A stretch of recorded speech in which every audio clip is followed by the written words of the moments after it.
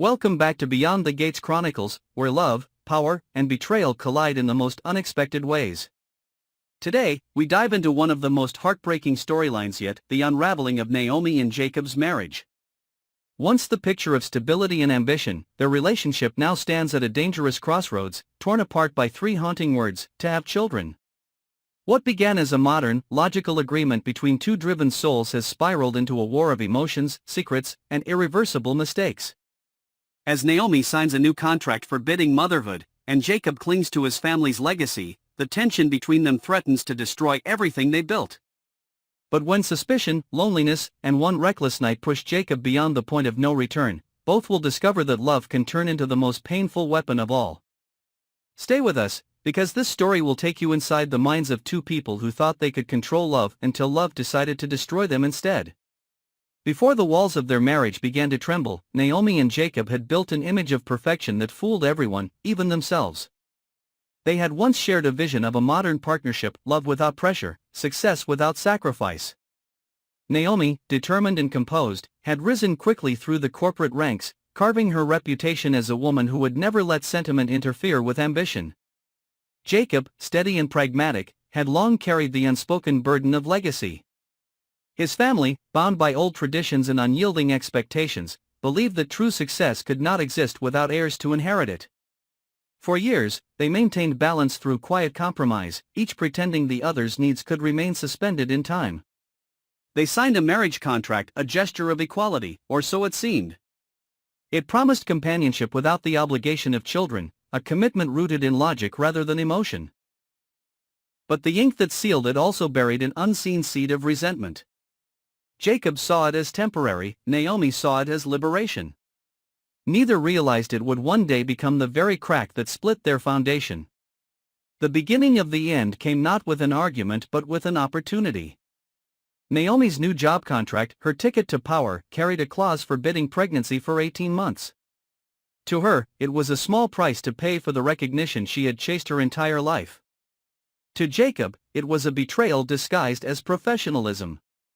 What began as a quiet discomfort evolved into sleepless nights, hollow dinners, and the growing awareness that they were no longer partners, but opponents in a silent war of ideals. When Naomi missed her cycle, the tension exploded. Jacob saw possibility where she saw disaster. To him, it was a miracle that fate had intervened against their sterile agreement; to her, it was the universe mocking her plans. The arguments that followed were no longer about the future but about control, about who truly owned the right to decide what their marriage meant. The situation reached its breaking point when Jacob discovered Naomi's appointment with a lawyer, a consultation about separation assets, the quiet drafting of a financial escape route. The document was not yet signed, but the message was clear: Naomi had begun preparing for a life without him. Jacob's disappointment was almost physical, a weight pressing on his chest as memories of every promise they'd made replayed with bitter irony. He had fought to believe that love could survive ambition, but now it seemed ambition had strangled love entirely. The house that once echoed with laughter became a mausoleum of silence.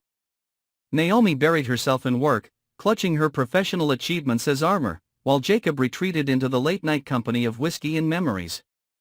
The contract that once symbolized freedom now felt like a curse carved in paper. And in that quiet, destructive space between pride and pain, the real danger began to grow, not from hatred, but from loneliness. In the following weeks, the storm refused to settle. Naomi's success became the talk of her firm, but at home, success tasted like ashes. She began to feel haunted by Jacob's absence; his unspoken resentment filled every room like a ghost that refused to leave. Guilt crept in, but so did fear. She feared that if she surrendered now, she would lose everything she had fought for. She feared motherhood as a cage, a rerun of her mother's life, a woman who gave up everything only to be forgotten. So Naomi buried her compassion beneath deadlines, closing her heart to the man who once steadied her. Jacob, meanwhile, teetered on the edge of emotional collapse. His pride wouldn't let him plead, his pain wouldn't let him heal. The night he saw the lawyer's papers for himself, something inside him fractured. He left the house without a destination, driving through the city's neon blur until he found himself in a bar that smelled of smoke and old promises. There, under the hum of soft jazz and the fog of whiskey, he met someone who looked at him the way Naomi once did, curious, unjudging, alive. He told himself it was harmless, a conversation, a distraction. But pain has its own gravity, and loneliness its own logic. One drink became three, and conversation dissolved into blurred impulses. When he woke the next morning, the realization was not fiery but cold, a quiet dread spreading through him as he saw the unfamiliar woman sleeping beside him. He had crossed a line that could never be undone. The guilt didn't come immediately. Instead, there was numbness, a hollow calm that convinced him for a brief, cruel moment that he had reclaimed control. But by the time he returned home, the calm curdled into shame. Naomi's eyes, tired, detached, but still searching, met his, and he knew without a word that some invisible thread had snapped for good. The irony was brutal. Naomi, who once feared being trapped, was now the one shackled to betrayal. And Jacob, who wanted continuity, had destroyed his chance at it. The fallout was swift. News of Naomi's missed meetings and Jacob's withdrawal began to ripple through their social circle, whispers circling like vultures. The pregnancy scare turned out to be a false alarm, but it no longer mattered. The damage had already birthed something far worse: distrust, humiliation, and emotional exile. Naomi stood before the mirror one night, contract in hand, the word separation glinting in the lamplight. Signing it would mean freedom, but also defeat. Yet the alternative, staying, felt like suffocation. Jacob, alone in the guest room, replayed the night he lost control, imagining how different it could have been if he had just stayed home, if he had just believed she would return. But regret is a language spoken too late. By the time dawn came, Naomi had packed her things, leaving only the unsigned contract on the kitchen counter, a silent ultimatum. Jacob woke to the hollow stillness of her absence and realized too late that love, once fractured, cannot be rewritten. The house felt heavier than ever, its silence almost alive. Somewhere in the distance, the faint hum of the city carried on as if nothing had happened, indifferent to two souls unraveling inside its pulse. And as Jacob stood alone in the dim morning light, he wondered whether the real tragedy had been her ambition, his pride, or the illusion that either of them had ever truly known how to love without conditions. The war of 3 words, to have children, had ended, not with victory, but with the quiet devastation of two people who finally understood that sometimes, the cost of wanting everything is losing everything. And so, as the story of Naomi and Jacob fades into the cold silence of consequence, one question remains: how far can ambition stretch before love snaps beyond repair? Their downfall isn't just the end of a marriage, it's the unraveling of two souls who mistook control for connection. Naomi now walks through her office halls with an elegance that hides exhaustion, her success blinding enough to disguise the emptiness that follows her home.